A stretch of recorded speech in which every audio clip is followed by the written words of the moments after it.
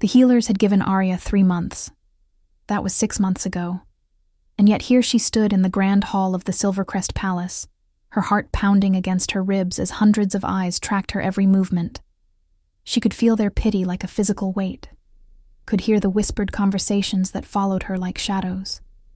The cursed Omega, the walking dead, the girl who should have perished before her 20th birthday, but somehow still drew breath, though everyone knew it was only a matter of time. The Deathmark curse was absolute. There had never been a survivor, not in the 3,000 years of recorded werewolf history. The black veins that spiraled up her left arm like poisonous vines were visible even beneath the long sleeves she wore, a constant reminder that her body was slowly consuming itself from the inside out. Every full moon brought her closer to the final transformation that would tear her apart at the cellular level. The pain had already begun, sharp and unforgiving, like shards of glass grinding through her bones. Arya kept her chin high as she walked toward the throne, refusing to show the weakness that everyone expected. She had been summoned here not out of hope, but out of desperation. The king's own archives contained references to curses that even his extensive collection of scholars could not decipher. And Arya had spent the last 5 years of her borrowed life, studying every scrap of forbidden knowledge she could find. If she was going to die anyway, she had decided long ago that she would die useful, die having contributed something to the world that had written her off as a tragedy before she even had a chance to live. The Royal Council had reluctantly agreed to bring her in as a temporary consultant, though she suspected it was more about appearing thorough than any genuine belief she could help.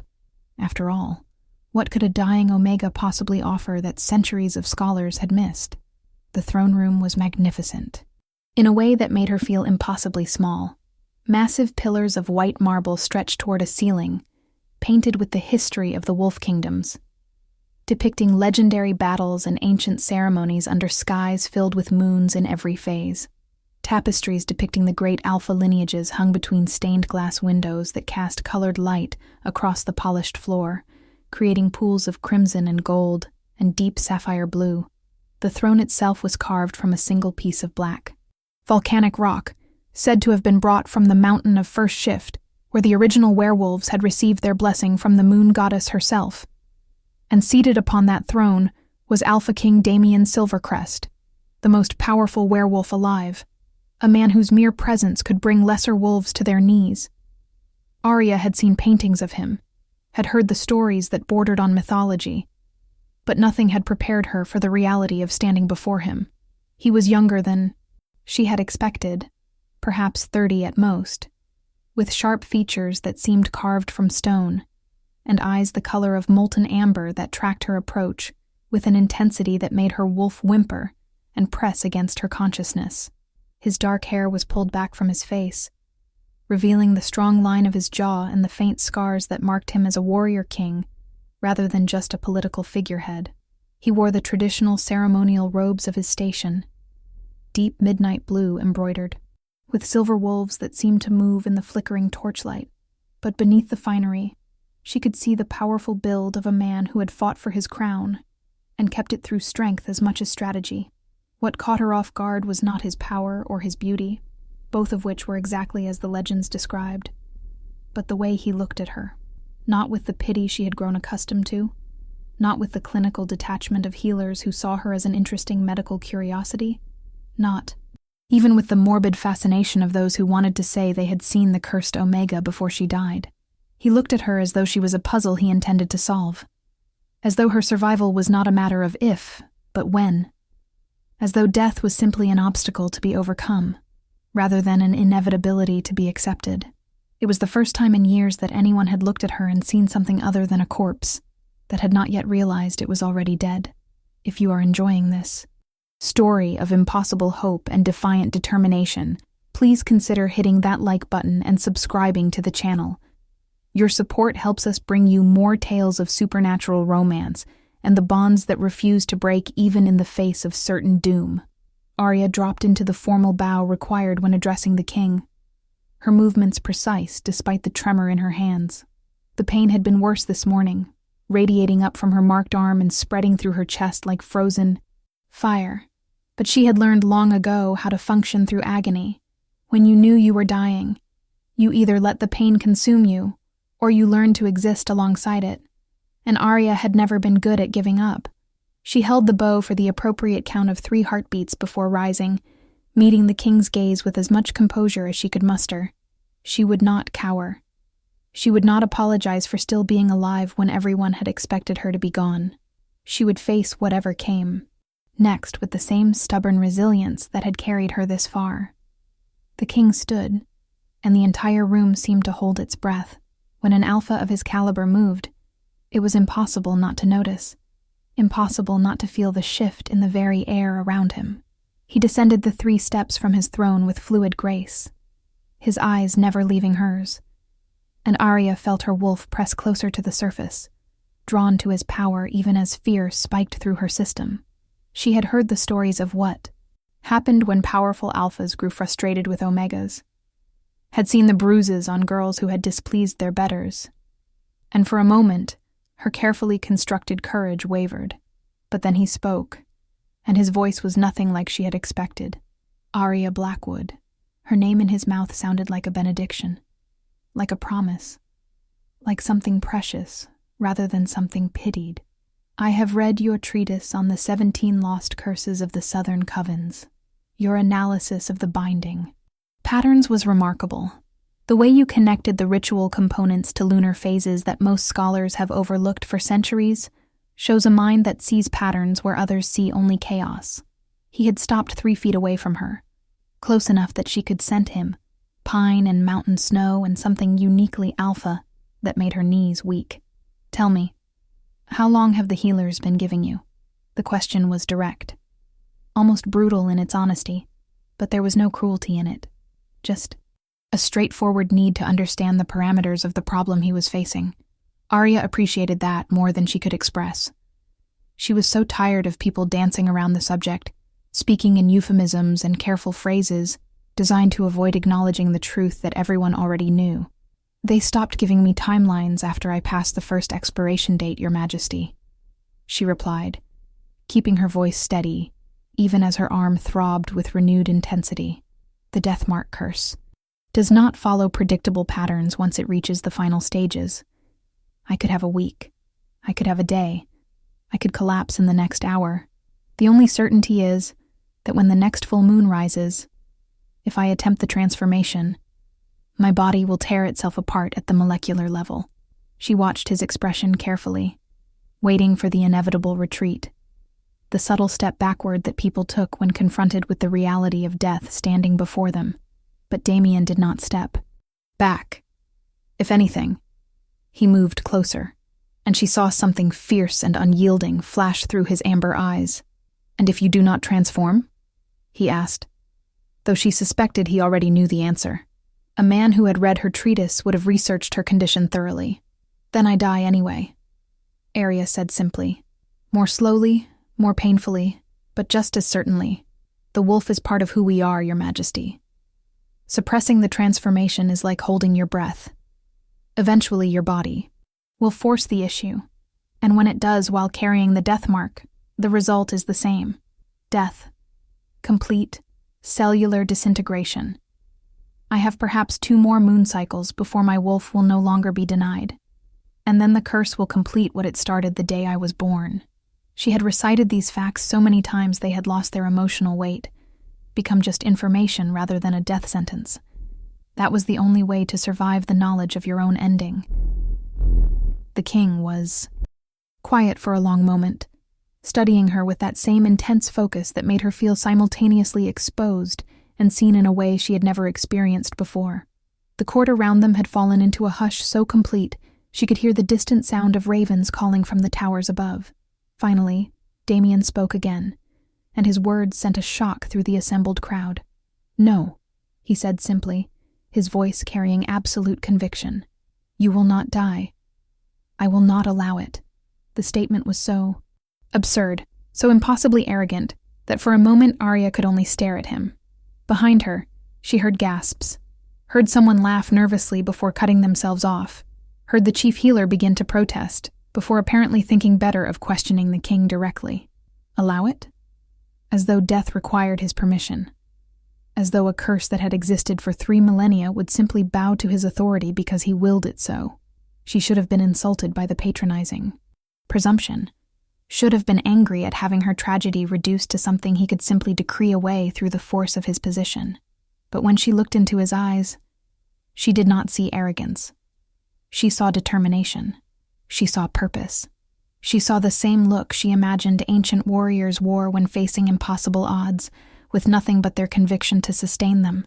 Your Majesty, with respect, the Deathmark curse is absolute.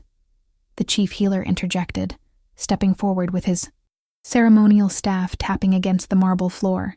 He was an elderly wolf with silver streaking through his dark hair, and the kind of face that had delivered too much bad news over too many years. There has never been a survivor in recorded history. We have tried everything.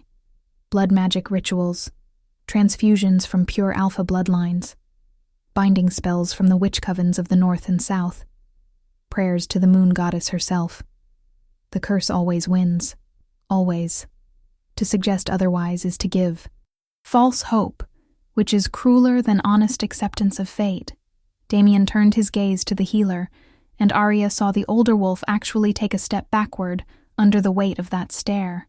When the king spoke, his voice was soft, but it carried the unmistakable edge of command. You have tried everything you know.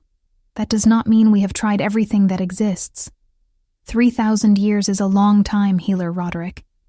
Empires have risen and fallen. Knowledge has been lost and buried and deliberately destroyed. Wars have scattered libraries, and persecution has driven practitioners of the old ways into hiding or extinction. To assume that our current understanding represents the totality of what is possible is the height of intellectual arrogance. He looked back at Arya, and she felt her breath catch at the fierce protectiveness in his expression. I have spent the last 7 years studying forbidden texts and lost magics. I have made contact with covens that most believe are mere legend.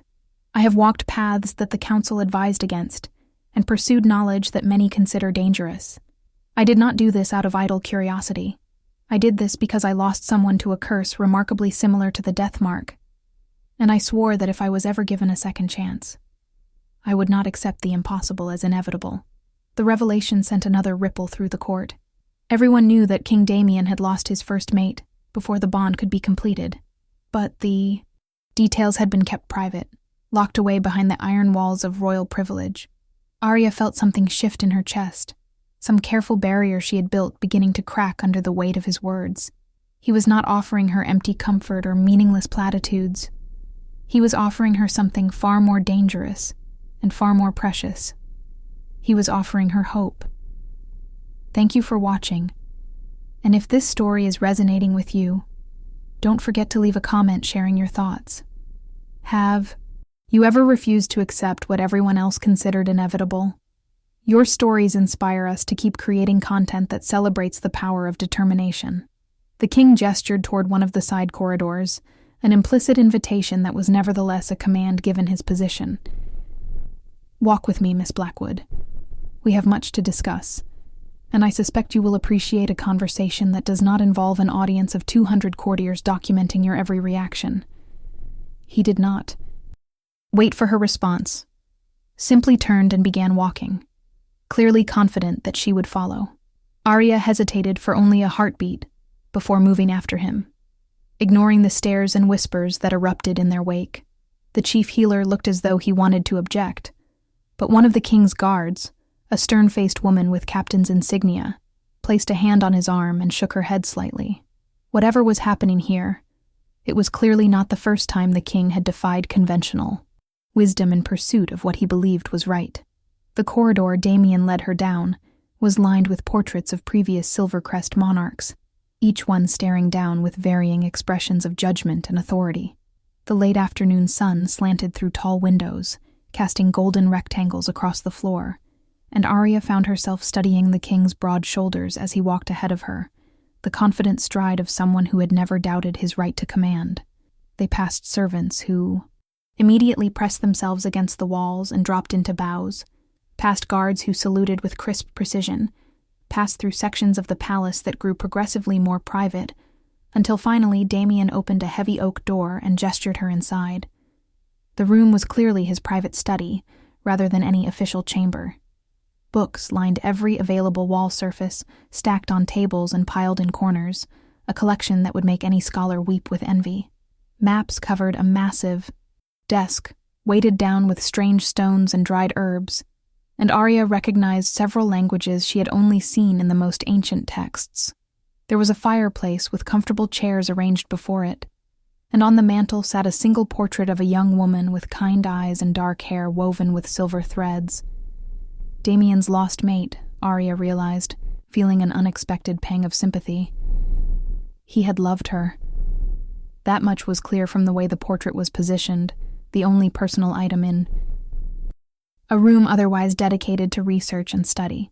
Damien moved to a cabinet and poured 2 glasses of what looked like whiskey, offering one to Arya before settling into one of the chairs and gesturing for her to take the other.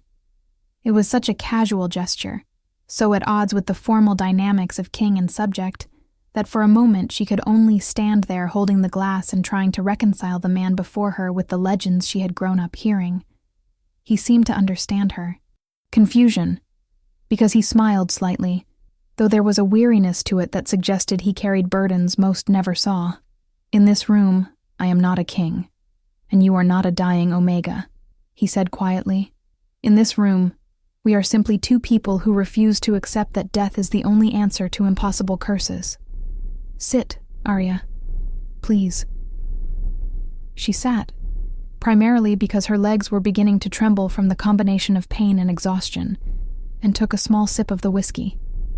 It burned going down, but it was a good burn, clean and warming, pushing back against the cold that always seemed to live in her bones now. Damien watched her for a moment before speaking again, his voice taking on a quality that suggested he was about to share something he rarely discussed. "Her name was Selene, my first mate. We were bonded for less than a year before the curse manifested. The healers called it soulfire corruption, a dark magic that feeds on the mate bond itself, using the connection between souls as fuel to consume both parties from within. They told me there was nothing to be done, that we should accept our fate with dignity and make peace with the moon goddess." His hand tightened around his glass, knuckles going white. "I watched her burn from the inside out over the course of 6 months.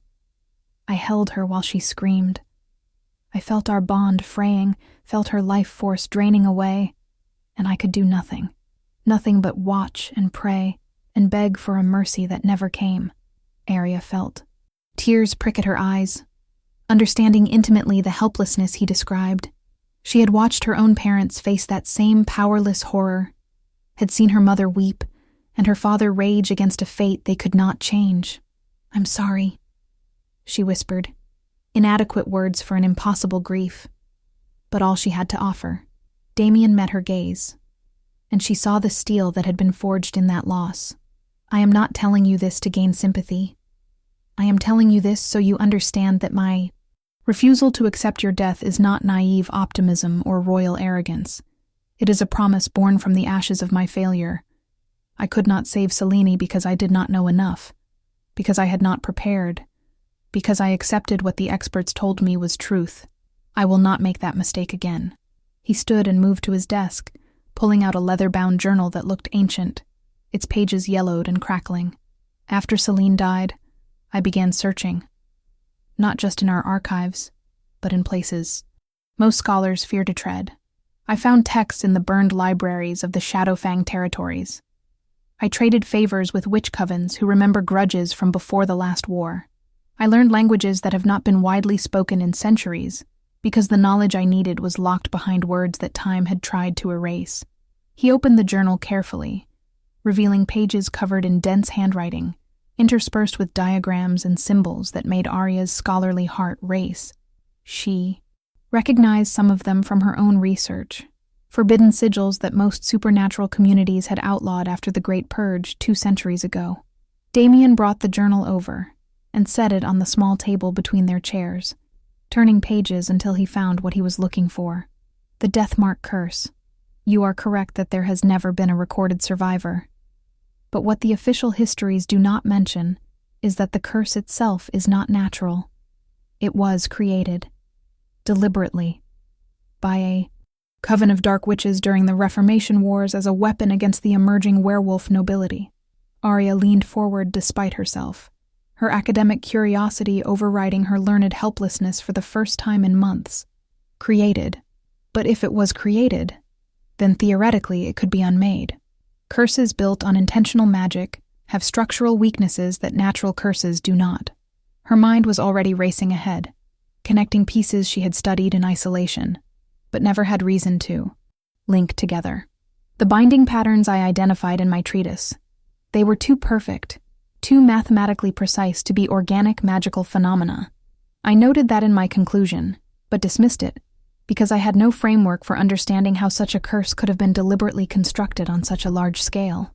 Exactly, Damien said, and there was satisfaction in his voice, pleasure at finding someone who could follow his logic without needing every step explained. The death mark was designed to target specific bloodlines, omegas from families that had produced powerful female alphas during the matriarchal period before the Great Council restructured werewolf society along patriarchal lines. It was meant to ensure that certain genetic legacies died out, that the old powers could never resurface to challenge the new order. Over time, the specificity was lost, and the curse began manifesting more randomly, but the core structure remains the same. It is not targeting you, Arya. It is targeting what you represent, what you could become if you survived. The implication of his words hit her like a physical blow. You think I carry one of the old bloodlines, but that's impossible. My family has been researched extensively since my curse manifested. We are common omegas from the Eastern Territories. There are no alphas in our line going back at least 12 generations. Even as she said it, though, doubt crept in. 12 generations was a long time. Records were imperfect. Families lied about their origins for all sorts of reasons, especially during periods of persecution. Damien pulled out another document, this one looking more recent, a genealogical chart that made Arya's head spin with its complexity. I had my researchers dig deeper than the standard background checks. Your maternal line on your great-grandmother's side traces back to the Moonshadow Pack of the Northern Reaches, a pack that was completely wiped out during the Reformation Wars, with all records of their existence deliberately destroyed, but fragments remain if you know where to look. Letters in private collections, birth records in churches that survived the fires. The Moonshadows were led by a succession of female alphas who possessed abilities that made them legendary. Abilities to read future threads, to heal wounds that should have been fatal, to bond with the land itself, and draw power from the earth. He looked at her with an intensity that made her feel like he could see straight through to her soul. Tell me, Arya, have you ever experienced anything you could not explain? Moments where you knew things you should not know? Times when your healing was faster than it should be, even with the curse working against you? She wanted to deny it, wanted to dismiss his theory as the desperate reaching of a man haunted by his past failures. But the truth was that she had experienced things. Small things, easy to rationalize away, but persistent. Dreams that came true, with disturbing accuracy. An intuitive understanding of plants and their medicinal properties that went beyond anything she had been taught. That one time when she had been attacked by rogues in the forest, and something had surged through her, some wild power that had sent the attackers fleeing in terror, though afterward she had convinced herself it was just fear-induced adrenaline. She had never told anyone about these incidents, because acknowledging them felt dangerous. Felt like admitting to being even more of an aberration than her curse already made her. Make sure you hit that subscribe button so you don't miss the next part of this journey. We post new supernatural romance stories exploring the bonds that defy fate every week, and your support means everything to us. I have dreams sometimes, she admitted finally, her voice barely above a whisper. Prophetic dreams. I dreamed about my curse manifesting 3 weeks before the marks appeared. I dreamed about my grandmother's death, the night before she passed. I thought I was just anxious, just manifesting my fears into nightmares, but they were too specific, too accurate. She met his gaze, feeling vulnerable in a way that had nothing to do with her mortality. And there was one time, during an attack, where I felt something, like the earth itself was responding to me, lending me strength, but it was brief, and I have never been able to replicate it. I thought I had imagined it. Damien's expression shifted into something that looked almost like triumph. You did not imagine it. That power is real, but it is locked behind the curse, suppressed by the very magic that is trying to kill you. The Dark Witches knew that if the old bloodlines survived, their powers would eventually resurface, so they built the Deathmark to act as both a weapon and a prison. It kills you while simultaneously preventing you from accessing the abilities that might save you. It is elegant and horrifying in equal measure. He turned more. Pages in the journal, revealing a complex ritual diagram that looked like it had been copied from something even older. But here is what they did not anticipate. The curse has a keystone, a single point of structural integrity that holds the entire spell matrix together. If that keystone can be identified and removed, the curse will not just stop. It will unravel completely, freeing whatever it has been suppressing. Arya stared at the diagram, her heart beginning to pound with something that might have been hope or might have been terror. And you think you can identify this keystone? In me? With time running out before the next full moon forces my transformation? The enormity of what he was suggesting began to sink in. He was not talking about treating her symptoms or managing her decline. He was talking about curing her completely, about unlocking powers that had been buried for generations, about rewriting what everyone believed was absolute fate. I think we can identify it. Together. Damien corrected. I have the theoretical knowledge and the historical research, but you have something I lack. You are living with the curse. You understand its rhythms, its patterns, the way it moves through your body. That insider perspective is invaluable. Most curse breaking requires the participation of the cursed individual, especially for something this complex. He hesitated, and for the first time since she had met him, she saw uncertainty flicker across his face. But I will not lie to you, Arya. This is dangerous. The process of identifying and removing the keystone will require rituals that push both your body and your magic to their absolute limits. It could accelerate your death rather than prevent it. The chance of success, by conventional estimation, would be considered negligible. If you choose to walk this path with me, you are choosing to gamble the small amount of time you have left on a possibility that most would call impossible. She should have been afraid. Any rational person would have been terrified at the prospect of experiments with forbidden magic and rituals that could kill her faster than the curse alone. But as Arya sat there in the fading afternoon light, looking at this king who had turned his grief into purpose and his loss into determination, she realized that she had already been dying for years.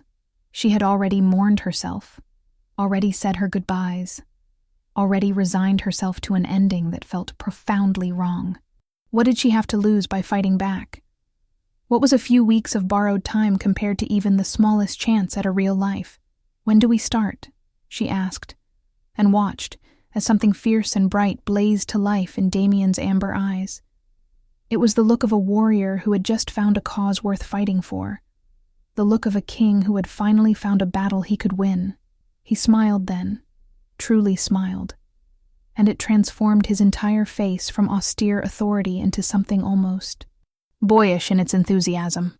"We start tonight," he said, standing and offering her his hand. "The new moon is in 3 days, which gives us the optimal window for initial diagnostics. We will need to assemble a team I trust, prepare the ritual space in the old temple beneath the palace, and begin the process of mapping your specific curse signature. It will be intense, Arya. Painful. There will be moments when you want to quit, when the agony becomes too much, and death seems like a mercy. But I promise you this." He waited until she placed her hand in his, until their skin touched, and she felt a spark of something that was not quite a mate bond, but was equally powerful in its own right. "I will not let you face this alone. I will be there for every ritual, every test, every moment of suffering. We will do this together. And when we succeed, because we will succeed, you will finally understand what it means to truly live."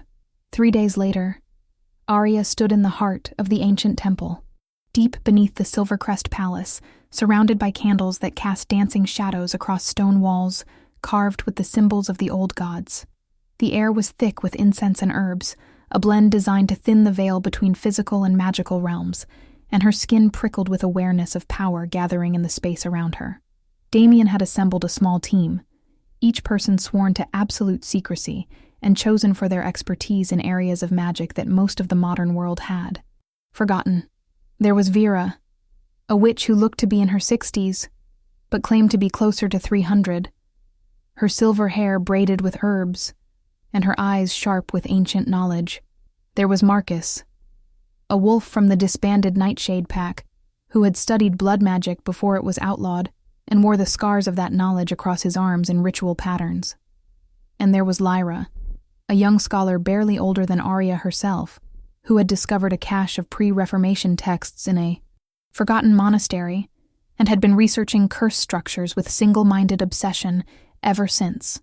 They had spent the previous 2 days preparing, running tests that ranged from the mundane to the deeply unsettling. Blood samples examined under moonlight.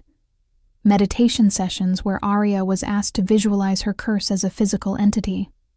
Exhausting rituals where she had been required to maintain her half-shifted state for hours, while magical resonances were measured and recorded.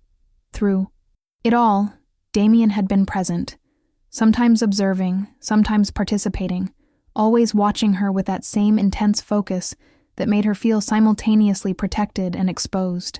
He had been right about the pain. Every test, every ritual, every attempt to map the curse's structure drove spikes of agony through her body that left her gasping and weak. But he had also been right about not being alone. Each time she faltered, his hand was there to steady her. Each time she wanted to quit, his voice was there to remind her why they were fighting. Now they were ready for the first major ritual, the one that would attempt to identify the curse's keystone, by forcing it to reveal its own structure. Arya stood in the center of a complex circle drawn in silver powder, wearing only a thin ceremonial robe that left her marked arm completely exposed. The black veins had spread further in the past few days, now reaching past her elbow and beginning to creep toward her shoulder, visible proof. That time was running out faster than any of them wanted to acknowledge.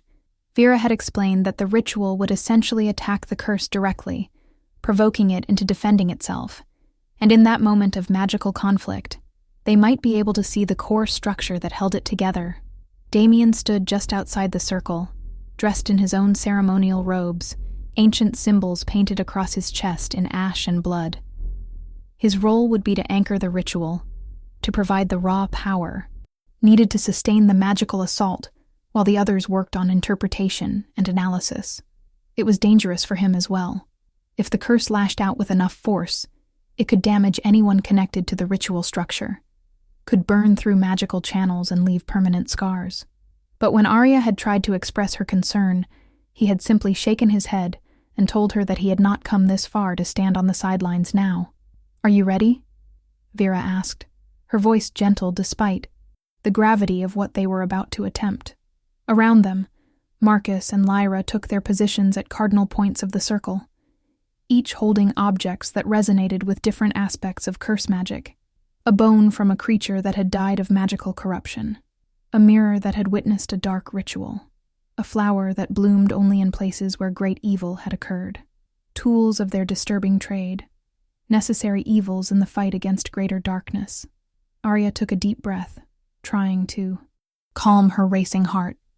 She was terrified, more frightened than she had been even when the curse first manifested, and she had understood that her death was inevitable. At least then, the fear had been abstract, distant. Now it was immediate and visceral, and accompanied by something even more dangerous than terror. Hope. The possibility that this might work, that she might actually survive, made the stakes feel infinitely higher. "I'm ready," she said, proud that her voice did not shake, and saw Damien nod with approval. The ritual began with a low chant in a language that predated modern werewolf society, words that tasted of ash and iron on Arya's tongue as Vera led them through the opening invocation. The candles around them flared brighter, burning with colored flames that should not have been possible. and Arya felt the temperature in the chamber drop sharply as power began to gather. Marcus moved first, touching the corrupted bone to the edge of the silver circle and speaking, words of binding that made the air itself seem to thicken. The curse responded immediately, the black veins on Arya's arm beginning to pulse with sick light, and she bit back a cry as pain lanced through her like lightning given physical form. "Hold steady." Damien's voice cut through the haze of agony, an anchor point in the chaos. "Let it react. Do not fight it yet." She could hear the strain in his words, could feel the enormous amount of power he was channeling into maintaining the ritual structure. And she forced herself to remain still, even as every instinct screamed at her to break the circle and flee. The curse was awake now, aware that it was under attack, and it writhed inside her like a living thing, sending waves of nausea and pain crashing through her system. Lyra stepped forward next, holding the cursed mirror up so that it reflected Arya's marked arm, and spoke a word of revelation that made reality itself seem to ripple. For a moment, Arya saw herself as the curse saw her, saw the network of dark magic that had woven itself through every cell of her body, saw the way it pulsed in rhythm with her heartbeat, and fed on her life force like a parasite drinking from an artery. It was horrifying and fascinating in equal measure, a testament to the cruel genius of whoever had designed such a weapon. But more importantly, she could see the structure now, could trace the lines of power that flowed through the curse's architecture, and somewhere in that tangled web, there had to be a keystone, a single point that everything else depended on. "There," Marcus said suddenly, his voice tight with concentration. "Third junction point along the primary meridian. Do you see it? The node where 6 separate curse threads converge?" He was pointing at something Arya could barely perceive, a knot of darkness so dense it seemed to drink in the light around it. That is unusual. Most curses distribute their structure more evenly. This concentration suggests a weight. Bearing element. Vera moved closer to the circle's edge. Her eyes narrowed as she studied the writhing mass of dark magic. He's right. That node is receiving energy from the other threads, but not distributing it equally in return. It is functioning as a collection point, a reservoir. If we can disrupt the flow into that junction, the entire curse structure might become unstable. She looked at Damien, her expression grave. But accessing it will require going deeper, much deeper. We will need to use the soul-walking ritual, and that means the king will have to establish a temporary bond with the girl. Your Majesty, are you certain you want to proceed? The risk of psychic damage is substantial, and if the curse perceives the bond as a threat, it could lash out at you directly. Damien did not hesitate. Do it. We will not get another chance at this. The next full moon is 23 days away, and we need to understand what we are fighting before we can determine how to kill it. He looked at Arya, and she saw apology in his eyes. This is going to hurt. For both of us. The soul-walking ritual will temporarily link our consciousness.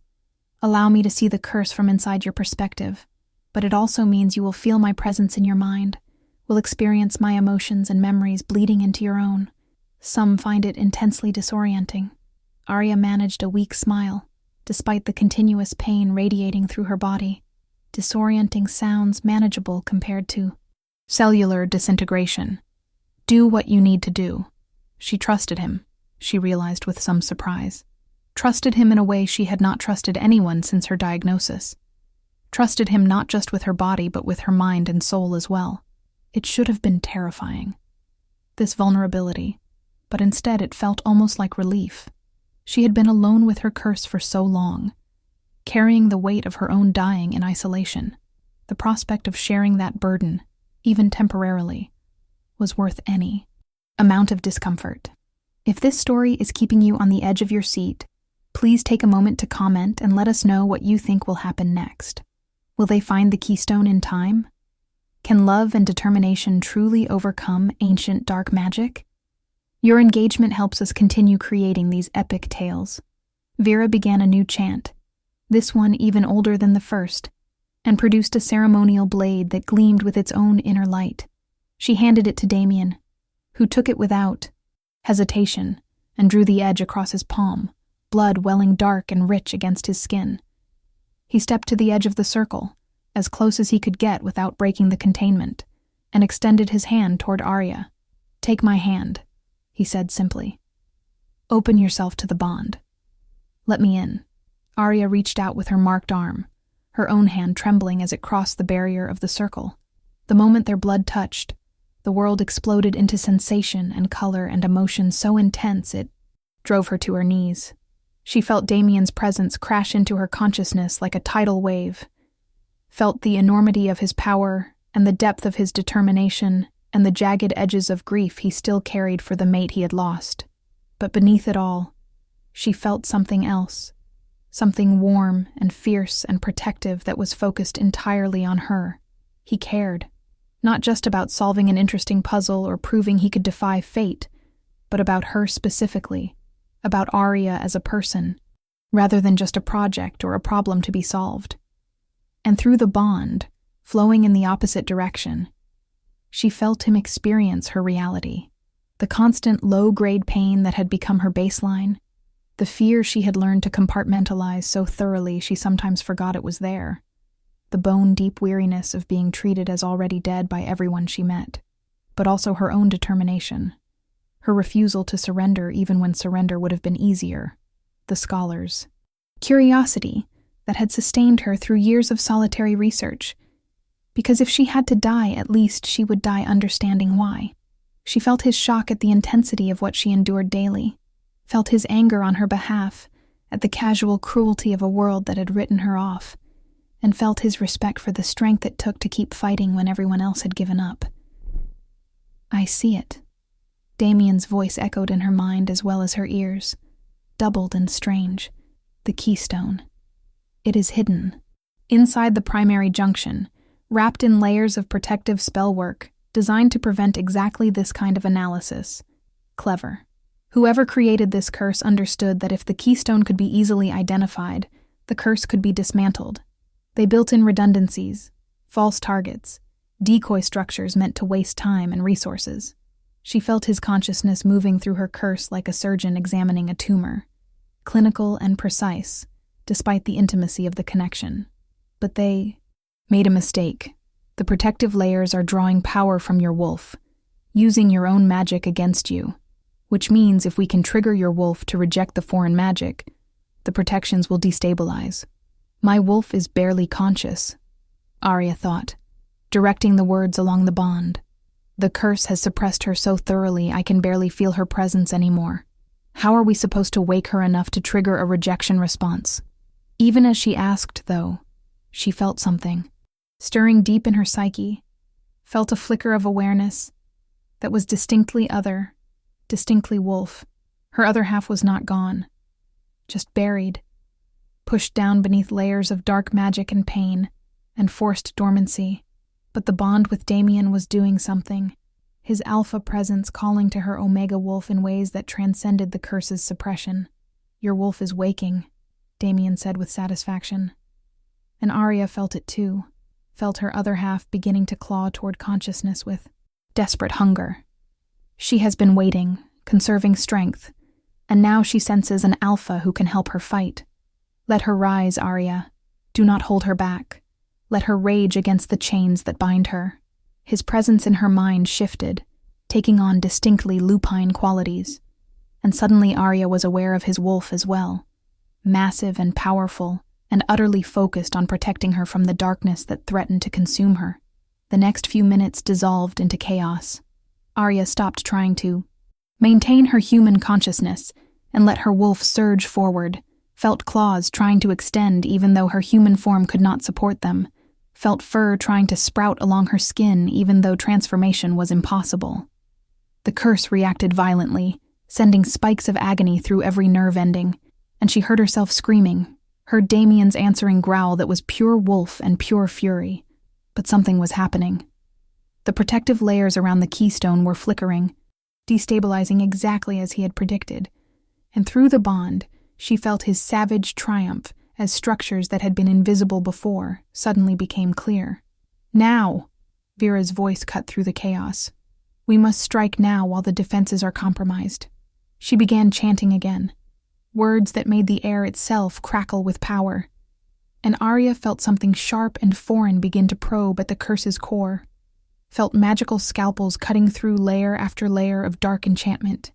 The pain was indescribable, worse than anything she had experienced even during the curse's worst flares, and she felt her consciousness beginning to fragment under the assault.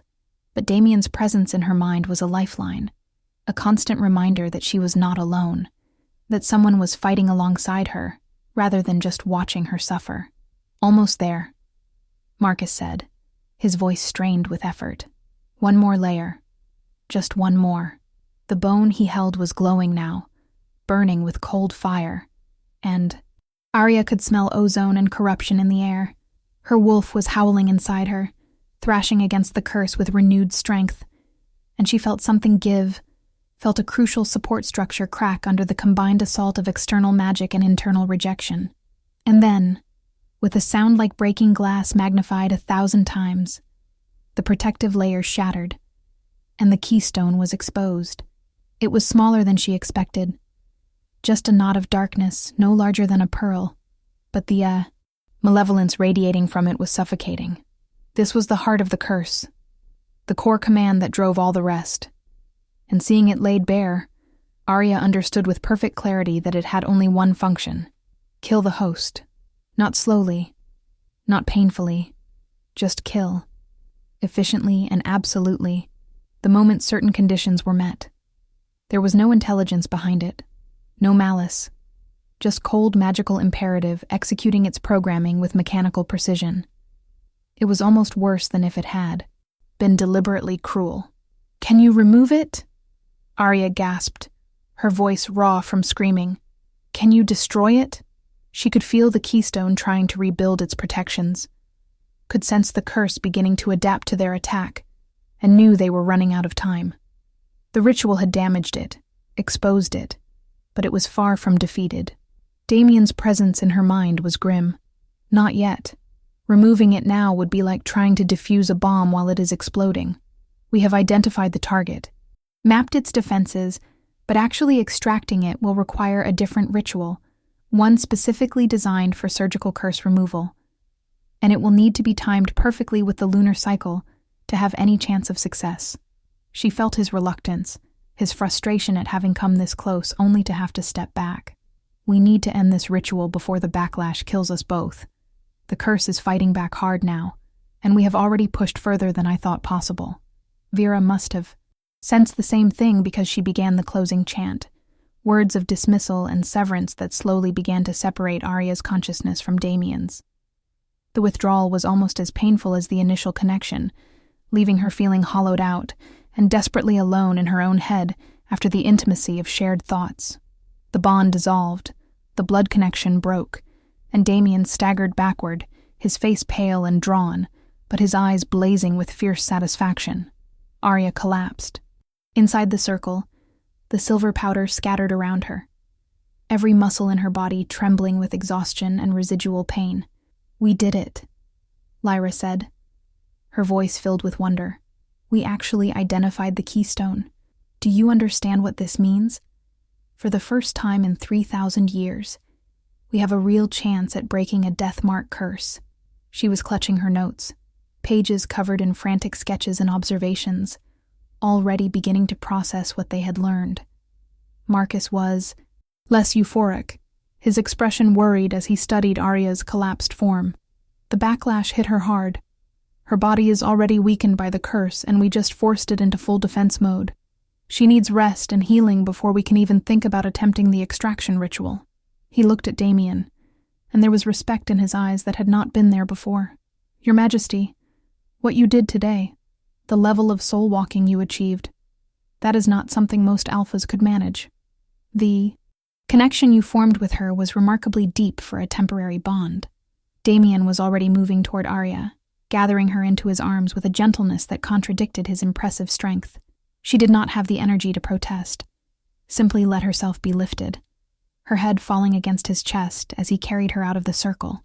Through her exhaustion, she was aware of his scent surrounding her, aware of his heartbeat steady and strong beneath her ear, and some part of her that was Still Wolf gave a tired sound of contentment.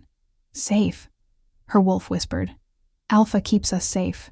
The next week passed in a blur of rest and recovery, and increasingly complex planning. Damien had moved Arya into a suite of rooms adjacent to his own chambers, despite the scandal it caused among certain members of his court. His official explanation was that she needed to be close to the research materials and the team working on her case. But Arya suspected it had more to do with his protective instincts that had been awakened by the soul-walking ritual. He checked on her constantly, bringing her meals personally when the servants reported she had not eaten, sitting with her during the worst pain flares, and providing his presence as a comfort even when there was nothing he could do to actually ease her suffering. They talked for hours, about everything and nothing, and Arya found herself looking forward to those conversations more than anything else in her limited world. She learned that Damien had a dry sense of humor that most people never saw beneath his kingly reserve. She learned that he played piano beautifully when he thought no one was listening, melancholy pieces that spoke of loss and longing. She learned that he had a younger sister he adored, but rarely got to see because she had married into a distant pack, and royal duties kept him from traveling as much as he wished. And he learned about her, about the parents who had tried so hard to find a cure that they had bankrupted themselves chasing charlatans and false hope, about the brother who had stopped visiting because he could not bear to watch her dying, about the dreams she had given up on because planning for a future felt like a cruel joke when you knew you did not have one. Hit that like button if you are invested in Arya and Damien's journey, and don't forget to subscribe for more stories that explore the healing power of love and the courage it takes to hope against all odds. But they also planned. Vera and her team worked tirelessly to design the extraction ritual, poring over ancient texts and consulting with practitioners of magic so old and dangerous that even speaking their names made people nervous. The ritual would need to take place during the dark of the moon, when the curse's power was at its weakest, and it would require Arya to be in a state of near death so that her body's magical defenses were completely dormant. They would have only minutes to extract the keystone, before her heart stopped permanently, only seconds to seal the wound left behind, before the curse's residual structure collapsed inward and destroyed what remained. The margin for error was essentially non-existent, and everyone involved knew that the most likely outcome was still Arya's death, just potentially a faster and more merciful one than the curse alone would provide. 12 days after the diagnostic ritual, Arya woke in the middle of the night to find Damien standing at the window of her room, silhouetted against the moonlight. She had not heard him enter, but she was not surprised by his presence. He often came to check on her during the night, though usually he left once he confirmed she was sleeping peacefully. Tonight, though, something was different. There was tension in the line of his shoulders, and when he turned to look at her, she saw an expression on his face that she could not quite interpret. "I'm sorry," he said quietly. "I did not mean to wake you. I was just—" He trailed off, seeming uncertain, and it was so unlike his usual confidence that Arya sat up, ignoring the twinge of pain the movement caused. "The extraction ritual is scheduled for 3 days from now. The dark moon, our last chance before your wolf can no longer be denied, and forces the transformation that will kill you. And I realized tonight that I am terrified." The admission seemed pulled from somewhere deep inside him, raw and honest, in a way that kings were not supposed to be. "I am terrified that we have come this far, gotten this close, and I am still going to lose you. That I am going to watch someone else I care about die while I stand helpless to prevent it." Arya felt her breath catch at the phrase "someone else I care about." She had suspected, had felt hints of it through the bond, and in the way he looked at her, but hearing him say it aloud made it real in a way that was both thrilling and terrifying. "You barely know me," she whispered, though her heart was pounding with something that felt dangerously close to hope of an entirely different kind. "We have known each other for less than 3 weeks." Damien crossed the room and sat on the edge of her bed, and in the moonlight she could see the vulnerability in his face that he usually kept hidden behind royal composure. "I have known you for exactly 18 days, he said, and there was something almost wondering in his voice. 18 days during which you have shown more courage and determination than most people manage in a lifetime. 18 days of watching you fight even when everyone told you it was hopeless, of listening to your laugh even when you were in agony, of seeing the brilliant mind behind those frightened eyes. And somewhere during those 18 days, I stopped seeing you as a curse to be broken, and started seeing you as the woman I desperately want to have a future with. He reached out slowly, giving her time to pull away, and when she did not, he cupped her face with his hand, his thumb brushing gently across her cheekbone. I am not asking you to feel the same way. You have enough to deal with without adding complicated emotions to the mix. But I needed you to know, before the ritual, that you matter to me, not as a project or a second chance at redemption. As yourself. As Arya. She should have pulled away. Should have reminded him that she was still dying. That the ritual had only a small chance of success. That letting himself care about her was just inviting more pain when she inevitably failed to survive. But Arya had spent so long being treated as already gone, had endured so many years of people pulling away from her, because attachment to the dying was too painful, that the simple gift of someone choosing her anyway, choosing her despite and because of everything she was, felt like a miracle. So instead of pulling away, she leaned into his touch and let herself feel the warmth of his hand against her skin and the steady calm of his presence. I care about you too, she admitted, the words coming easier than she expected. I tried not to. Tried to keep my distance because I know the statistics and I understand how unlikely it is that I survive the next week. But you make it impossible not to hope. And somewhere along the way, hope started to include not just surviving, but surviving for something. For someone. She smiled and felt tears prick at her eyes. You are remarkably inconvenient, Your Majesty. He laughed, a soft sound that was part relief and part joy, and leaned forward to rest his forehead against hers. So are you, Miss Blackwood. So are you. They stayed like that for a long moment, breathing together in the moonlit darkness. Two people who had found each other at the worst possible time, and refused to let that stop them from mattering to each other anyway. Finally, Damien pulled back slightly, though his hand remained gentle against her face. Whatever happens in 3 days, I want you to know that these 18 days have been precious to me.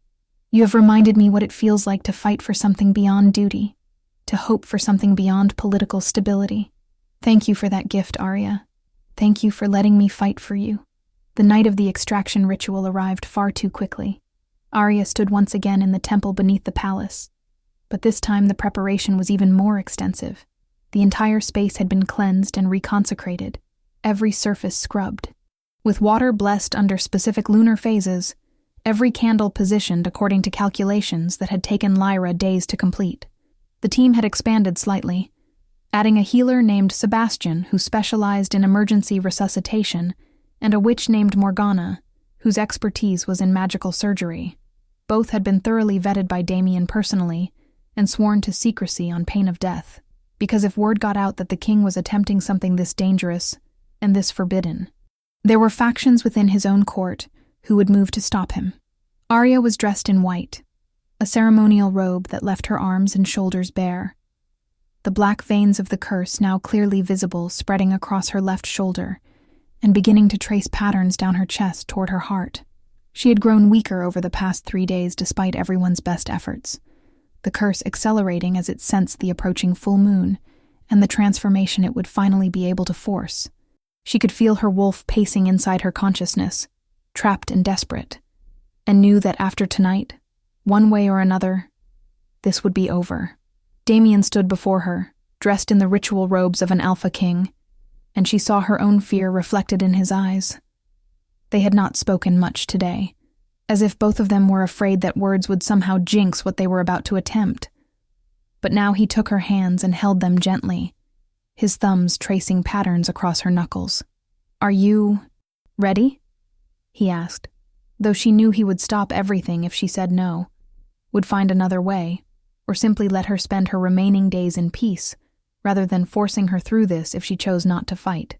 But Arya had never been good at giving up, and she was not about to start now. "I'm ready," she said, and meant it. "Let's kill this thing." She saw his expression shift into something fierce and determined, saw the warrior king emerge from beneath the careful politician, and felt her wolf respond with eager anticipation. They were going to fight, and whatever the outcome, at least she would face her end with her teeth bared rather than her head bowed. The ritual began with Sebastian administering a series of potions designed to slow her heart rate and lower her body temperature, essentially putting her into a controlled state of near death. The effect was immediate and unpleasant. A spreading coldness that started in her extremities and worked inward, making her breath come in shallow gasps and her vision begin to tunnel. Damien stayed close, his hand on her shoulder, providing warmth and reassurance even as the rest of the world grew distant and strange. When Sebastian nodded that she had reached the optimal state, Vera and Morgana moved forward and began the main working, their voices blending together in a harmony that seemed to resonate in Arya's bones. The curse fought them from the beginning. It lashed out with vicious intensity, sending pain through her that transcended physical sensation and became something almost metaphysical, as though her soul itself was being flayed. She heard herself making sounds, animal whimpers of agony that she had no control over, and felt Damien's hand tighten on her shoulder, felt his presence flooding into her consciousness even without the formal soul-walking bond. He was there, anchoring her, keeping her from fragmenting under the assault, and she clung to that connection like a drowning person clings to a lifeline. Morgana's magic was like surgical blades made of starlight, cutting through the curse's remaining defenses with precise brutality. Arya could feel each incision, could sense layers of dark magic being peeled away, and through it all, the keystone pulsed at the center, broadcasting its singular imperative with mechanical persistence. Kill the host, kill the host, kill the host. It was almost hypnotic in its repetition, and part of her wanted to simply surrender, to let the command execute and be done with the suffering. But then she felt Damien's wolf rise alongside her own, two predators united against a common enemy, and she remembered why she was fighting.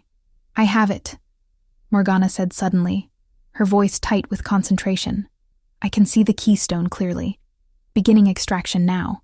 There was a sensation of something hooking into the very core of Arya's being, and then pulling, and the pain exploded into something beyond her ability to process. She heard screaming, and realized, dimly, that it was her own voice, heard Damien's answering growl as he fought to keep her consciousness from shattering, heard Vera chanting faster and faster as she worked to stabilize the magical field. And then, with a sound like tearing fabric magnified 1,000 times, something came free. The keystone emerged from Arya's chest as a physical object, a small black pearl that seemed to drink in the light around it, suspended in the air between Morgana's outstretched hands. For a moment, everyone froze, staring at the thing that had been slowly killing Arya for her entire adult life. And then Morgana spoke a single word of command, and the pearl shattered, breaking apart into ash that dissolved before it even reached the floor. The curse, deprived of its keystone, began to unravel with terrifying speed. The black veins on Arya's skin flared bright, and then began to fade, the dark magic bleeding out of her system like poison being drawn from a wound. She could feel structures collapsing inside her, could sense the foreign magic losing cohesion and being expelled by her own power that was finally free to fight back. And beneath it all, she felt her wolf, no longer suppressed and trapped, but rising with savage joy, howling a song of victory and freedom. Power flooded through Arya's system, not the sickly, twisted strength of the curse, but something clean and bright, and undeniably her own. The old bloodline magic that had been locked away for generations recognized its host and came rushing to fill the void left by the curse's destruction, and suddenly Arya could feel everything. The earth beneath the temple, ancient and patient and vast. The wolves around her, each one a flame of life and purpose. The very air itself, saturated with magic that her grandmother would have recognized and her mother had never lived to know. Her heart, which had been slowing toward death, suddenly surged back to full strength. Her lungs expanded with a breath that felt like the first true breath she had ever taken, and her eyes, when they opened, saw the world in colors, that had names she did not know but recognized in her bones. She was alive, truly, completely, impossibly alive, and the curse that had defined her entire existence was gone. Make sure to subscribe and turn on notifications so you don't miss what happens next. This is only the beginning of Arya and Damien's story, and the journey ahead will test them in ways neither could imagine. The extraction had worked. Against all odds and conventional wisdom, against 3,000 years of precedent and the expectations of everyone who had examined her case, they had broken the deathmark curse. Arya lay gasping on the stone floor of the temple, surrounded by people who looked as shocked as she felt, and tried to process the enormity of what had just happened. She was not dying. She was not going to transform and tear herself apart. She had a future, a real future that stretched out ahead of her, filled with possibilities instead of certainty. Damien was the first to move, dropping to his knees beside her and pulling her into his arms with a force that should have hurt, but instead felt like coming home. She could feel him shaking, could sense the depth of relief and joy and residual terror flooding through him, and wrapped her own arms around him with strength she had not possessed in years. They held each other in silence while the team moved around them, documenting everything and beginning the process of cleaning up the ritual space, and Arya let herself simply exist in the moment, alive and held and free. But as the immediate euphoria began to fade, replaced by exhaustion and the residual ache of what her body had just endured, Arya became aware of something else. The power that had awakened inside her was not settling, was not going dormant now that the crisis had passed. If anything, it was growing stronger, responding to her attention with eager curiosity. And she realized with a start that she had absolutely no idea how to control it. The old bloodline magic was vast and complex, and she was like a child who had suddenly been given access to a weapon she did not understand. "Damien," she whispered, pulling back slightly to meet his eyes. "Something is happening. The magic. It's not stopping. I can feel it building. And I don't know what to do with it."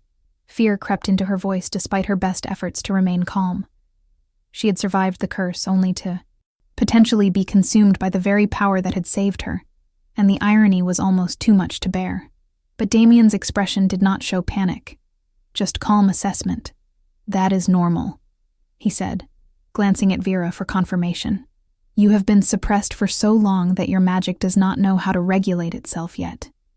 It will take time and training to bring it under control, but we will figure it out together. You are not alone in this, Arya. Not anymore." He stood, bringing her up with him, and she swayed slightly as the world tilted in ways that had nothing to do with physical balance, and everything to do with suddenly being able to sense magical currents flowing through everything around her. The next weeks passed in a blur of training and discovery. Vera took charge of teaching Arya the basics of magical control, walking her through meditation techniques and exercises designed to help her understand and channel her newfound abilities. It was frustrating work, made more difficult by the fact that the old bloodline magic operated on principles that had been largely forgotten by modern practitioners.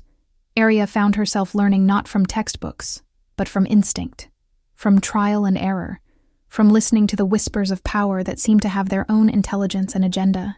She learned that she could heal injuries with a touch when she was calm and focused, could encourage plants to grow or wither depending on her intent, could even sometimes catch glimpses of possible futures, though the visions were fragmentary and unreliable.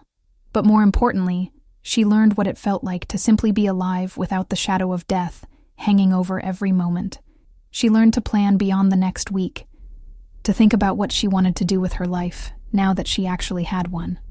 She rekindled relationships with family members who had pulled away, wrote letters to friends she had lost contact with, and began to build a life that was not defined by her curse. It was strange and wonderful and occasionally overwhelming, this business of having a future, but she embraced it with the same determination that had carried her through her darkest hours.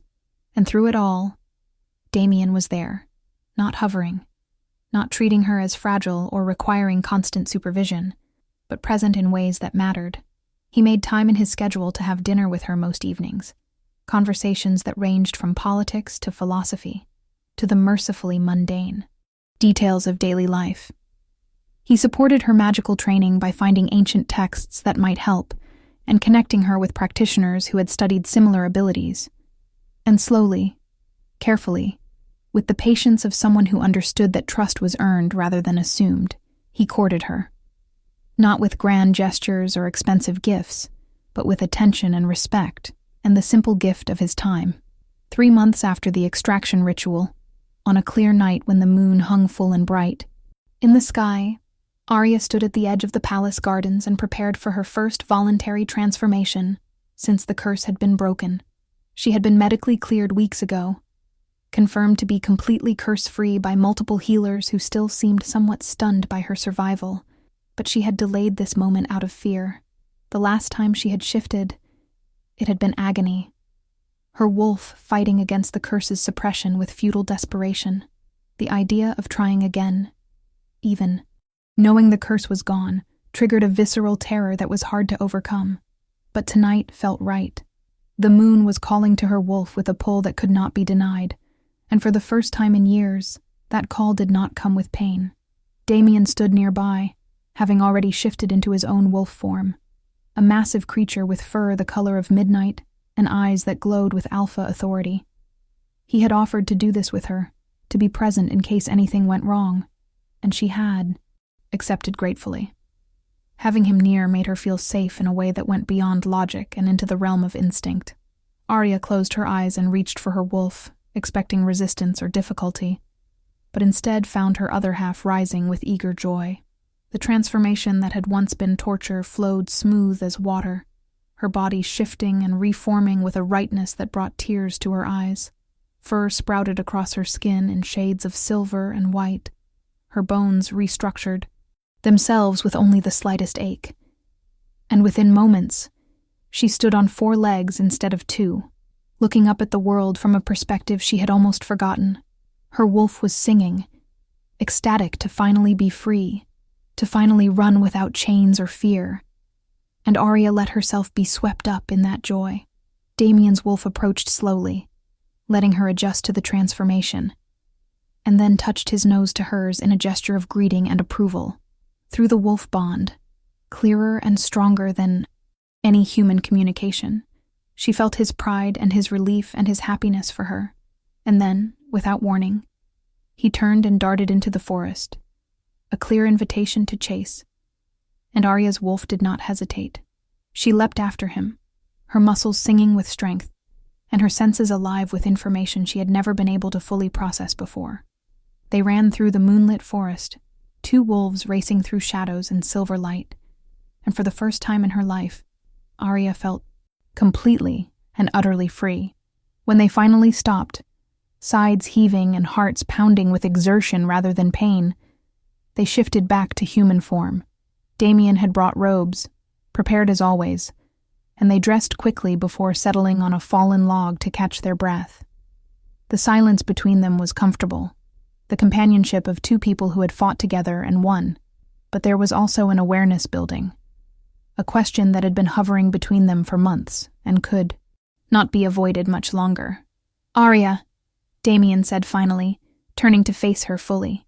In the moonlight, his features were striking, all sharp angles and strength, but his expression was vulnerable in a way she had learned to treasure.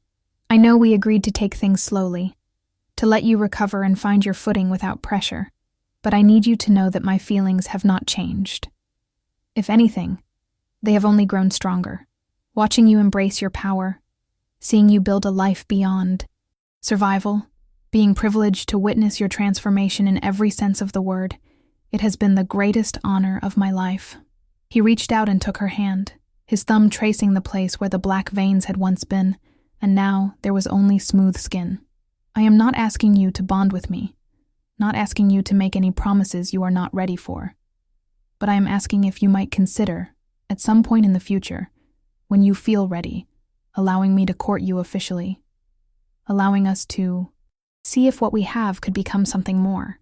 Arya felt her heart swell with an emotion that was too large and too complex to name. This man had saved her life. But more than that, he had given her back her agency, had fought for her not because he wanted to own her, but because he believed she deserved to live. He had been patient and kind, and relentlessly supportive without ever making her feel like she owed him anything in return. And somewhere along the way, she had fallen in love with him, this fierce and gentle king who saw her as a person rather than a project. "Yes," she said simply, and watched as his face transformed with joy. "Yes, I would like that very much.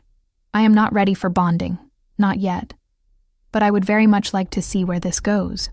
To build something with you based on choice rather than necessity, based on genuine connection rather than gratitude." She smiled, feeling lighter than she had in years. "I think we deserve that, don't you? After everything we have been through, we deserve the chance to simply be together without curses or countdowns or impossible odds."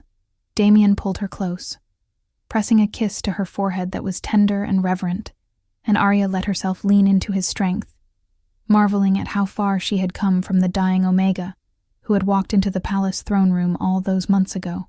She had survived the impossible.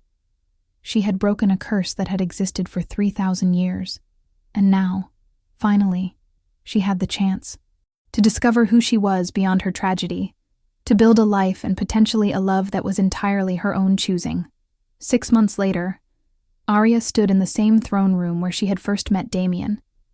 But the circumstances could not have been more different. She wore robes of deep sapphire blue, her hair woven with silver threads that marked her as a practitioner of the old magics, and around her neck was a pendant bearing the seal of royal recognition. The king had formally acknowledged her as his partner and advisor, a position of significant authority that came with responsibilities she was still learning to navigate. But more than that, tonight marked the announcement of their official bonding, the public declaration of a relationship that had grown from necessity into genuine love. The throne room was packed with representatives from every pack in the kingdom, alphas and betas and omegas who had come to witness what many were calling the romance of the century, the cursed Omega, and the king who had refused to let her die, a story that had spread far beyond the borders of Silvercrest and taken on mythological proportions. Arya knew that not everyone approved, that there were factions who saw her as an upstart with dangerous powers and questionable lineage. But she had learned to carry herself with confidence, to meet opposition with grace and evidence rather than apology. Damien stood at her side, looking every inch the king in his formal regalia. But when he took her hand, the gesture was purely personal, purely them. "Are you ready?" he asked quietly, and she heard the echo of that same question asked months ago in a temple beneath the palace when she had faced possible death. This time, though, she was facing life, facing a future filled with challenges and possibilities in equal measure. "I'm ready," she replied, and meant it with every fiber of her being. They turned to face the assembled crowd, and Damien's voice rang out clear and strong, making the formal announcement of their bonding and the plans for the ceremony that would take place at the next full moon. Arya felt the weight of hundreds of eyes on her, felt the mixture of curiosity and judgment and genuine goodwill, and she stood tall beneath it all, a survivor who had become a warrior, a victim who had become a victor. The ceremony 3 weeks later was beautiful beyond description, held in the ancient grove where the first werewolf kings had been crowned and bonded. Arya wore white and silver, traditional colors symbolizing new beginnings, and Damien wore the deep blue of royalty embroidered with wolves that seemed to move in the moonlight. The bonding ritual itself was surprisingly simple, just words spoken under the full moon and a bite exchanged between equals, the alpha claiming his mate and the omega accepting with full knowledge and consent.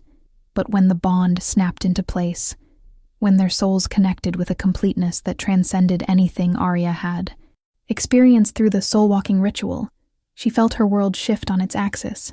Through the bond, she felt the depth of Damien's love, felt his pride and his joy, and his absolute commitment to building a life with her as true partners, and she felt him experiencing her own emotions in return, felt him understand in a way words could never convey how much he meant to her, how thoroughly he had healed wounds she had not even realized she carried. They were bound now, connected in a way that, Death itself would struggle to sever, and Arya felt nothing but gratitude for the chance to spend her life, her real, full, unpredicted life, with this man who had believed in her when no one else had. The celebration lasted 3 days, filled with feasting and music and political maneuvering that Arya was still learning to navigate. But through it all, she and Damien found moments to simply be together, to marvel at the bond between them and plan for the future they had fought so hard to achieve. They talked about traveling to the old territories where her bloodline had originated, about researching the full extent of her abilities, and how they might benefit the kingdom. They talked about the possibility of children someday, of a family built on love rather than political necessity. And they talked about simpler things too, about favorite books and music preferences, and the 1,000 small details that make up a shared life. 2 years after the bonding, Arya stood in a new temple, one she had commissioned, built specifically for training practitioners of the old magics. The project had taken months and the political capital to make happen, but Damien had supported her every step of the way, using his authority to overcome objections and his diplomatic skills to build consensus. The temple was beautiful, designed to honor the traditions that had been nearly lost while remaining accessible to modern practitioners, and today marked its official opening. Around her stood a dozen students, young wolves who had shown aptitude for the old powers and were eager to learn, and Arya felt a profound sense of purpose as she began the first lesson. She taught them about magical theory and practical applications, about ethics and responsibility, about the history that had nearly been erased and the future they could help build. And between lessons, she returned to the palace and the life she shared with Damien, a life filled with purpose and love, and the occasional political crisis that required all her diplomatic skills to navigate. She had become a force in the kingdom in her own right, respected not just as the king's mate, but as a scholar and teacher and advocate for those who had been overlooked or dismissed by traditional power structures. Damien, for his part, seemed to grow only more in love with her as time passed. He supported her work even when it was controversial, defended her decisions even when they complicated his own political position, and loved her with a steadiness that she had learned to trust completely. Their bond had deepened beyond the initial intensity into something more nuanced and enduring, the kind of partnership that was built through shared challenges and mutual respect. They argued sometimes, both too stubborn and opinionated to avoid conflict entirely, but they always found their way back to each other, always prioritized their bond over pride, or the need to be right. 5 years after Arya had first walked into the Silvercrest throne room expecting to die, she stood in the palace gardens with Damien, watching the sunset paint the sky in shades of gold and crimson. In her arms was their daughter, a tiny wolf pup with her father's amber eyes and her mother's silver hair, a child who would never know what it meant to be written off as doomed before she even had a chance to live. Arya looked down at the sleeping infant and felt her heart overflow with gratitude for the impossible path that had led her here, for the curse that had somehow become a blessing, for the king who had refused to accept inevitable death and had given her the chance to discover what life could really mean. "Thank you," she said quietly, and Damien looked at her with surprise and confusion, for believing when no one else did, for fighting when everyone said it was pointless, for giving me not just my life back, but a life worth living. She met his gaze, letting him see through the bond how much she meant every word. "I know I say it often, but I don't think I can ever say it enough. You saved me in every way a person can be saved." Damien pulled her close with his free arm, careful not to disturb their sleeping daughter, and pressed a kiss to her temple. "We saved each other," he corrected gently. "You gave me a reason to hope again. Showed me that impossible odds are just challenges waiting for the right amount of determination. And you gave me this." He looked down at their daughter with such love and wonder that Arya felt tears prick at her eyes. A family, a future, a reason to believe that tomorrow will be better than today. "So no, my love, I did not save you. We saved each other, and we continue to save each other every single day by choosing to face whatever comes next together." And there, in the gardens of the Silvercrest Palace, as the sun set and the first stars began to appear, Arya Blackwood Silvercrest held her family close, and knew, with absolute certainty, that she had found something more precious than survival. She had found purpose and partnership and unconditional love. She had found a life beyond her wildest dreams, built from the ashes of what everyone had assumed was inevitable death. And she had learned the most important lesson of all, that sometimes the impossible just needs someone brave enough to believe it can be done, and determined enough to fight until belief becomes reality. If you enjoyed this epic tale of love conquering impossible odds, please hit that like button and subscribe to our channel for more supernatural romance stories. Comment below and let us know what spoke to you most about Arya and Damien's journey. Your support means the world to us and helps us continue bringing you these stories of hope, determination, and love that refuses to accept defeat.